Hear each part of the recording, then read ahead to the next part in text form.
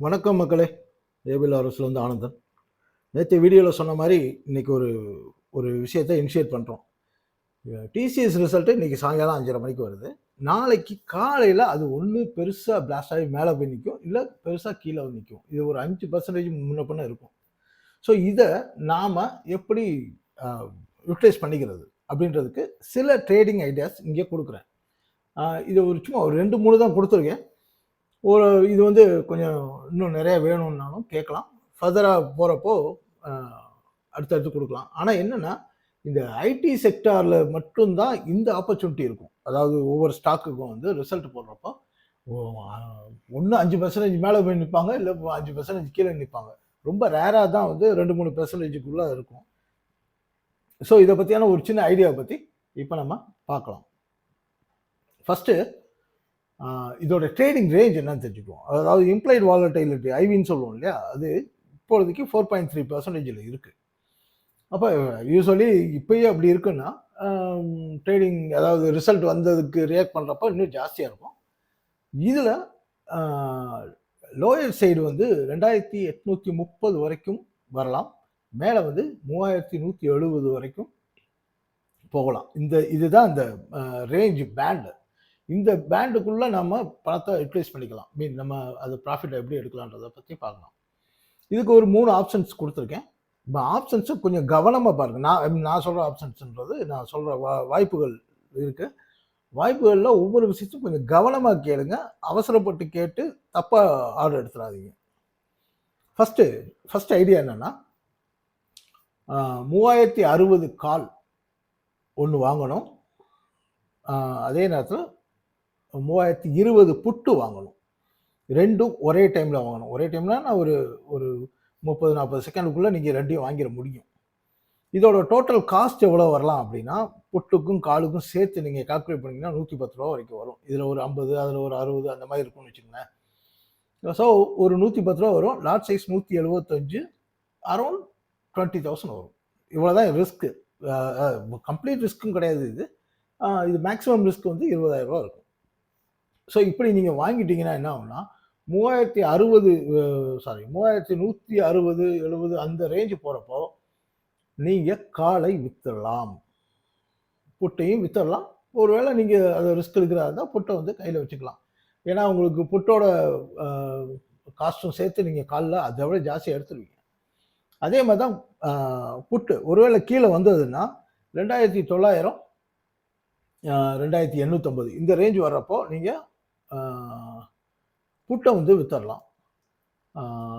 கால் வந்து அதே மாதிரி தான். ஒருவேளை நீங்கள் ஹோல்ட் பண்ணுறா இருந்தால் பண்ணலாம், இல்லை அப்படியே விட்டுறா இருந்தாலும் விடலாம். அதையும் சேர்ந்து அந்த டைமில் விற்கிறா இருந்தால் விற்றுடலாம்.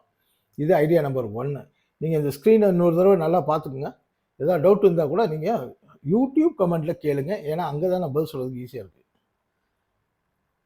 ஐடியா நம்பர் 2, இல்லை சார் நான் கொஞ்சம் இதாக இருக்கேன், ஃப்யூச்சர் கூட சேர்த்து பண்ண முடியும் அப்படின்றவங்க, நீங்கள் நாளைக்கு மார்க்கெட் மேலே தான் போகும்னு நீங்கள் நம்புனீங்கன்னா, அதாவது டிசிஎஸ் நாளைக்கு மேலே தான் போகும், கீழே தான் வரும்னு எந்த உத்தரவாதமும் கிடையாது.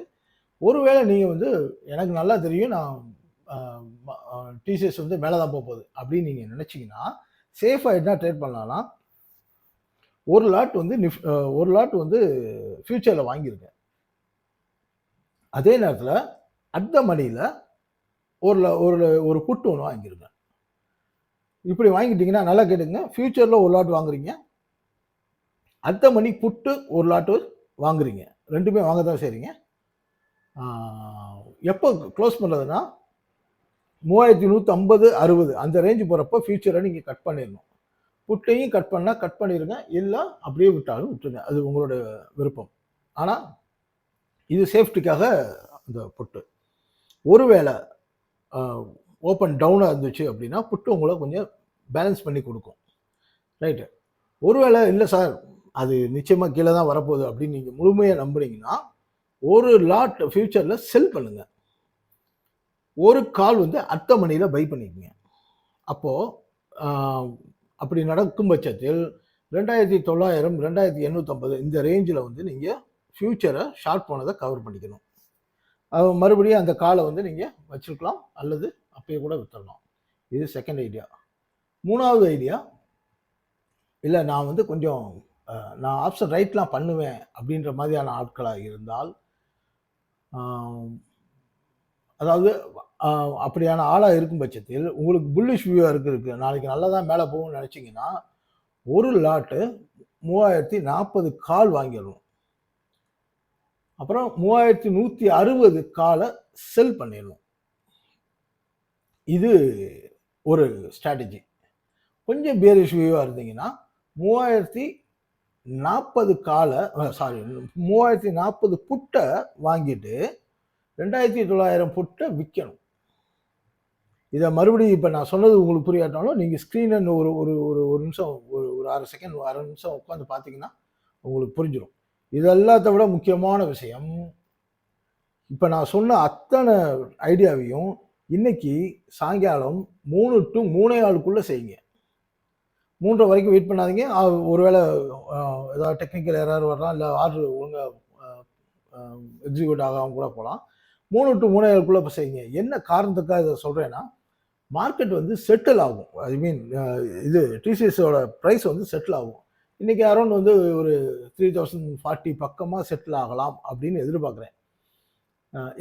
அவ்வளோதான். ஸோ நீங்க அந்த டைம்ல நீங்க வாங்கிட்டீங்கன்னா, நாளைக்கு காலையில உங்களுக்கு நல்ல ரிசல்ட் கிடைக்கும். இந்த மாதிரியான வீடியோஸ் போடலாம்.